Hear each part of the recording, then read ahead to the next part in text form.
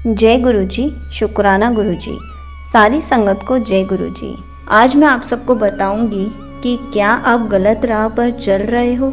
बहुत ही अच्छी इन्फॉर्मेशन दूंगी इस वीडियो में, इसलिए वीडियो को लाइक करके चैनल को सब्सक्राइब कर देना और कमेंट्स में जय गुरुजी लिखना मत भूलना। गुरुजी हम सबको सबसे पहले एक अच्छे इंसान के रूप में देखना चाहते हैं। जब गुरुजी फिजिकल फॉर्म में थे वो तब भी यही कहते थे और अब भी यही कहते हैं कि यदि हम अच्छे बन गए तो उनकी ब्लेसिंग्स तो हमें यूं ही मिलती जाएंगी। आज हम जो भी गड़बड़ करते हैं उसकी जिम्मेदारी किसी और के सर पर डालकर सुकून से रहते हैं। सुकून से कोई क्या रहेगा इस कलयुग में, जहाँ हर एक बंदा दूसरे को लीलने को तैयार है, चाहे वो घर हो या पैसा या कोई और चीज़। हर एक बंदे में अच्छाई और बुराई दोनों होती है। बुराई की ओर हम जल्दी आकर्षित होते हैं क्योंकि इसका तुरंत मिलने वाला परिणाम हमें बड़ा लुभावना लगता है। हाँ, लंबे समय के बाद भी हमारे द्वारा किया गया बुरा कार्य फलित तो होता ही है, पर कड़वे फल की तरह। उस वक्त हम कहते हैं कि हमने कौन सा बुरा कार्य किया जो हमें ये सज़ा मिली। याद करना चाहें तो इसी जन्म की बातों को हम याद कर सकते हैं, जब हमसे गलत हुआ और हमने उसे रोकने की जगह बढ़ावा दिया था। गुरुजी की एक संगत ने शेयर किया है कि गुरुजी कभी कभी लड़कियों को देखकर मैसेज देते थे। कहा करते थे कि आजकल की लड़कियां विवाह के बाद ससुराल में फ़ोन लेकर आ जाती हैं। सारा समय अपने माँ से बात करने में रहती हैं कि आज क्या बनाना है और कैसे बनाना है। घर में बैठे सासू माँ को तो जैसे नज़रअंदाज ही कर डाला है। गुरुजी कहते हैं कि ऐसी माँओं को समय रहते सचेत होना चाहिए। जब बेटी को उसके घर भेज दिया तो उसकी ज़िंदगी में भी दखल करना बंद करना चाहिए। ऐसा करके वो उसके सास का मान कम कर रही है।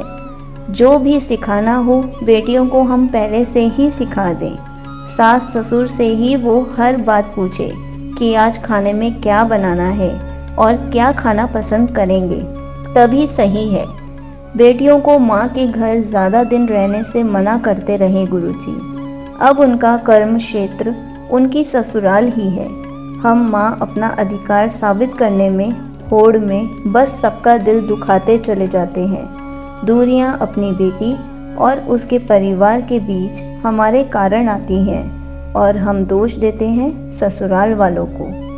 गुरुजी कहते हैं कि वे ऐसे सेवादारों की सेवा कैसे स्वीकार कर सकते हैं जो घर में बैठे सास या ससुर से सीधे मुंह बात तक नहीं करते और मंदिर या गुरुजी के पास आकर इनके चरण दबाते हैं, झाड़ू लगाती हैं, साफ सफाई करती हैं। गुरुजी की शिक्षा है कि हम अपना कर्तव्य करें। जिस घर में ब्याह करके गए हैं वहाँ किसकी क्या ज़रूरत है जिसे हम पूरा कर सकते हैं, वही हमारा कर्तव्य है।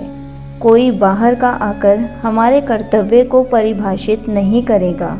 हम खुद अपने घर में अपने कर्तव्य की परिभाषा बनाएंगे, जिसमें सबसे महत्वपूर्ण बात है कि हम किसी का दिल जानकर नहीं दुखाएंगे। किसी को हमारे रहते भूखे पेट ना सोना पड़े। उसके बाद यदि हम मंदिर में सेवा नहीं भी कर पा रहे, गुरुजी हम तक आकर हमें ब्लेस कर जाएंगे। हम कितना भी सत्संग कर लें, लंगर खिला लें या बड़े मंदिर के चक्कर लगा लें, जब तक हम अपनी जिम्मेदारी ठीक से नहीं निभाएंगे हम अंदर से शुद्ध नहीं होंगे। सब कुछ बेकार है। हम गुरुजी की ब्लेसिंग्स नहीं ले पाएंगे। जो आज सास बन चुकी है उनकी भी कुछ जिम्मेदारियां हैं, जैसे अपनी बहू की गृहस्थी में अपनी दखल अंदाजी हम कम से कम दें। हमने अपने समय में अपने हिसाब से घर को सजाया संवारा, अब बहू की बारी है, उसे उसके हिसाब से सजाने संवारने दें। हम ऐसे भी सास बनने का मतलब ही है कि हम उस उम्र तक तो पहुंच ही चुके हैं जहां ये समझ आता है कि कितना भी कर लो इस जीवन में सुकून है ही नहीं। सुकून कहीं मिल सकता है तो वो है भगवान के चरणों में। अब हम गुरु जी के चरणों में अपने को सौंपना शुरू करें। या किसी और ईश्वर को सौंप दें। बिना समर्पण हमारा अब कुछ नहीं हो सकता। सब कुछ करके देख लिया, सब कुछ में जी कर देख लिया। जो इस संसार में नहीं है, जैसे सच्चा निस्वार्थ प्यार, वो कभी मिलेगा भी नहीं। और जो मिल रहा है, दुख तकलीफ, उससे कभी पीछा छूटेगा भी नहीं। ये दोनों बातें तब पूरी होती हैं जब हम किसी सद्गुरु के चरणों में बैठ चुके हों, अपने को संसार की जिम्मेदारियों से धीरे धीरे मुक्त करते हुए सब कुछ गुरु के चरण में डाल चुके हों। यदि परिवार में कोई हमसे बुरा कर रहा है तो उसके साथ हम बुरा बर्ताव करें, ये हमारी राह नहीं है। हमारे साथ जो बुरा कर रहा है, हमें उसकी बात का बुरा ना मानते हुए उसके लिए गुरु जी से प्रार्थना करनी चाहिए। अपनी जो भी जिम्मेदारी होती है उसके प्रति हमें उसी तरह निभाना चाहिए जैसा हम तब करते जब वो हमारे साथ अच्छा व्यवहार करता होता। ऐसा करके हम अपना कर्म कटा लेंगे और गुरु जी को सौंप देंगे, उसका भी भला करने का सोच लेंगे। यदि हम गुरु संगत हैं तो ऐसे बंदे से मिलने वाला हर व्यवहार गुरु जी द्वारा नियंत्रित है। हम ये समझ जाएं कि हम आज जहाँ हैं वहाँ सब कुछ गुरु जी के इशारे पर ही घटित होता है। भले ही हम अपने को कर्ता बनाकर सबके सामने पेश करें, पर हम सिर्फ कठपुतली हैं जो गुरु जी की उंगलियों पर नाचती रहती हैं। जो बुरा कर रहा है उसका कल्याण गुरु जी करेंगे। हम क्यों उसे उसके बुरे काम का नतीजा बताएं या उसे सुधारने की कोशिश करें। गुरु जी का काम गुरु जी को ही करने दें। सृष्टि अपने तरीके से हर काम का सही वक्त और सही मौका देखकर सृष्टि अपने तरीके से हर काम का सही वक्त और सही मौका देखकर अपने पत्ते खोलती है। सृष्टि का उद्देश्य हमेशा पॉजिटिव ही रहता है, यानी यदि हमने बुरा किया है तो हमसे और बुरा ना हो। इस कारण सृष्टि कुछ बंदिश लगा देती है, पर ऐसा हर बार वो हमारे भले के लिए करती है।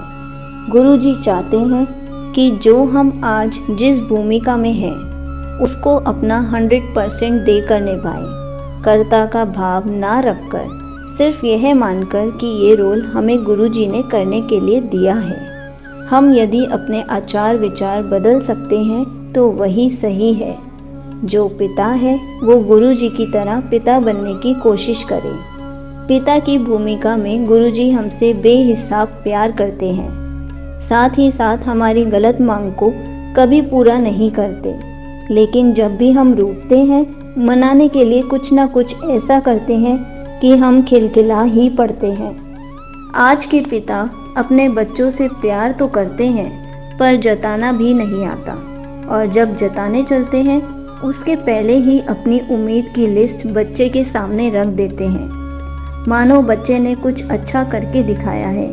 अब पिता को चाहिए कि बच्चे को गले से लगाकर उसे ढेर सारी खुशियां दे, क्योंकि हर बच्चा अपने पिता को ही दुनिया में सबसे श्रेष्ठ समझता है।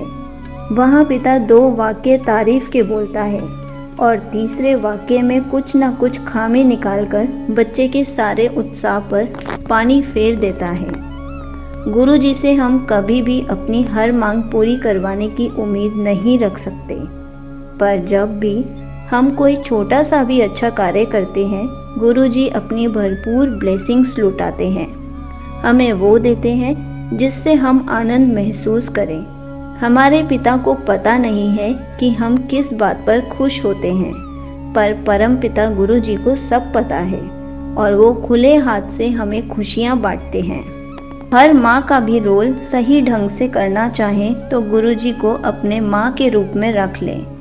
कब हमें भावनात्मक मदद की ज़रूरत है, कब 2 मीठे बोल की, और कब हमें गुरु जी के गले लगकर रोने की इच्छा है, सब कुछ गुरु जी पूरा करते हैं। बड़े ही धैर्य से हमारी अंट शंट बातें सुनते हैं, हमारी उल्टी सीधी व्यवहार को बर्दाश्त करते हैं और हर छोटी छोटी बात पर हमें आनंद के साथ प्रोत्साहित करते हैं, जैसे कि एक माँ को अपने बच्चे के लिए करना चाहिए। हम माँ में आज धीरज कहाँ है? हमारे बच्चे ने कुछ गलत किया, या तो हाथ छोड़ देंगे या फिर चीख चिल्लाकर दुनिया इकट्ठा कर लेंगे। धैर्य के साथ गलत दिशा में बढ़ते अपने बच्चों को सुधारने के लिए हमारे पास समय ही कहाँ है। ये समय तो हम गप्पे और निंदा चुगली के नाम के लिए छोड़ देते हैं। इसी तरह गुरु के रोल में गुरु जी इतने प्यारे गुरु हैं, साथ ही साथ कड़े मास्टर भी हैं। हमें सुधार कर ही छोड़ते हैं। जिस रूप में गुरु जी को हम देखेंगे, हम उनसे ही प्रेरणा ले सकते हैं। यदि हमारा गुरु हमें हमारी गलतियों को क्षमा करके अपना सकते हैं, तो हम क्यों नहीं दूसरों को क्षमा करते हुए आगे बढ़ते जाते हैं। हम क्यों अटक जाते हैं वहीं पर जहाँ किसी ने हमारा दिल दुखा दिया। जब सब कुछ गुरु जी के इशारे पर होता है, तो भला कोई हमारा दिल खुद से कैसे दुखा सकता है, जब तक सृष्टि उसकी व्यवस्था ना करे। जब भी हमारे साथ ऐसा कुछ होता है, हम अपने सारे ज्ञान रख कर अपनी पुरानी सोच से आगे की प्लानिंग करते हैं। यदि कोई हमें नहीं चाहता है तो ना चाहने दें। गुरु जी तो हमें चाहते हैं। यदि कोई हमारा नुकसान पहुंचाना चाहता है तो करने दें। हमारा नुकसान जो भी होगा, गुरु जी उसे हमारे कर्म काटने में लगा देंगे। यदि कोई दिल दुखाता है तो दुखाने दें। इससे हमारा दिल और भी निर्मल और निस्वार्थ भाव से प्यार करना सीखता है। बहुत कुछ है जो गुरुजी हमें बताना चाह रहे हैं, जिससे हम सही राह पर चलते हैं। अभी हम चल भी रहे हैं गुरुजी के साथ, पर राह ही गलत चुन ली है और गुरुजी समझाना चाहते हैं, उसे भी अनसुनी कर दे रहे हैं। ऐसे में गुरुजी कहते हैं, कोई बात नहीं, हम चले चलें।